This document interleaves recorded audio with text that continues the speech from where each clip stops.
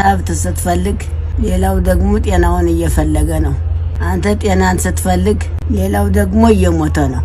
አንተ ቅንጡ መኪና ትነዳለህ፣ ሌላው ደግሞ በመኪና አደጋ ይሞታል። አንተ አዲስ መኖሪያ ቤት በገነባ ቁጥር ሌላ ቦታ አዲስ መቃብር ይቆፈራል። አንተ ፍርፋሪ በጣልክ ቁጥር የሆነ ቦታ ደግሞ ሌላው ሰው ለመኖር ብሎ ፍርፋሪ እየለቀመ ነው።